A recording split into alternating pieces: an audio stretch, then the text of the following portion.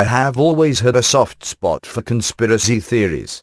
Too many history books are nothing more than the parroting of establishment consensus by intellectual non-entities such as Neil Ferguson.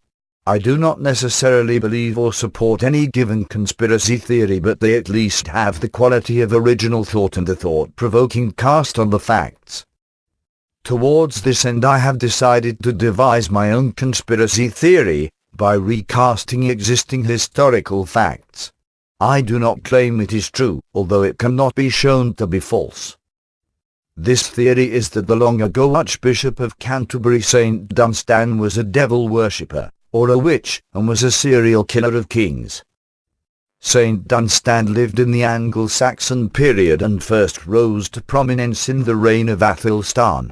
He was at the court of Athelstan when he was accused of witchcraft for the first time and was driven away from the royal court by the king.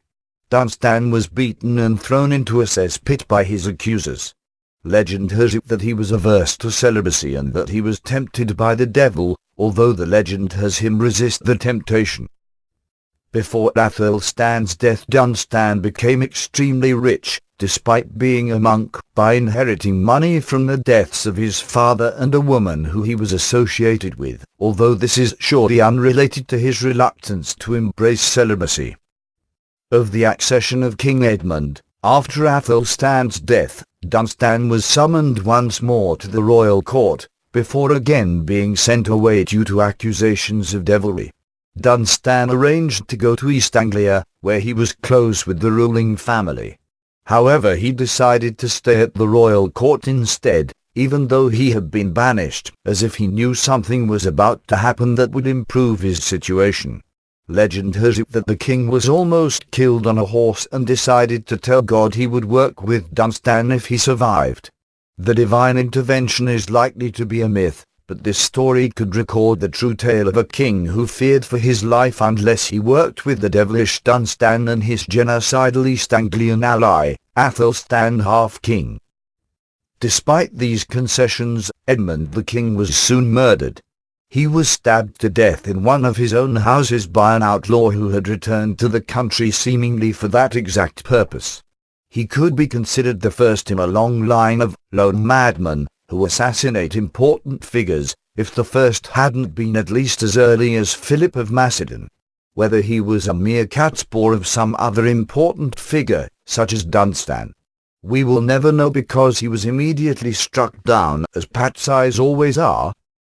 Dunstan maintained his position with the new king, Edric, and twice refused a bishopric so he could stay close to the king. These three kings, Athelstan, Edmund and Edric, had all been brother and half-brothers. When the last of them died, it was Edmund's son Edric who became king. He was a youth and was allegedly dragged from his bed on the day of his coronation, blue-balled by Dunstan himself. Surprisingly, a teenage king wasn't happy to be dragged from the embrace of his future wife by an old monk and forced Dunstan to flee the country.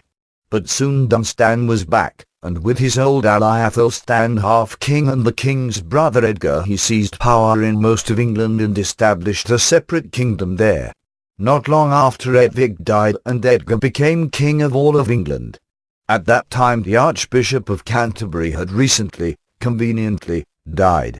His replace had then also died, supposedly freezing to death on the way to Rome for consecration. The new king then immediately dismissed his replacement and appointed Dunstan as the fourth Archbishop of Canterbury in a very short period of time. Dunstan and his quisling Edgar then both lived peacefully for a time. When Edgar died, there was a new revolt against the power of Dunstan and his church. Dunstan had the infant Edward the Martyr appointed as the new king and ruled the country with his East Anglian allies. As civil war threatened, the two sides were at a meeting where the floor of the room caved in and injured several major players, while Dunstan was to be seen swinging from the rafters as if he had known that this would happen. All the others in the room had fallen through, and several were killed. Edward the Martyr was then killed, just before becoming old enough to rule in his own right. A puppet master like Dunstan doesn't want a puppet who can cut his strings. His successor was Ethel the Unready, and Dunstan interrupted his coronation to hurl prediction of doom and dire consequences for his becoming king. So mayhap Dunstan was just a very lucky and very wrongly persecuted man who overthrew Edvig and threatened Ethelden his an affinity for rafters. Or perhaps he was a wizard and a murderer who schemed his way to power and kept it by killing those kings who wouldn't give him more. All of this information comes from Wikipedia.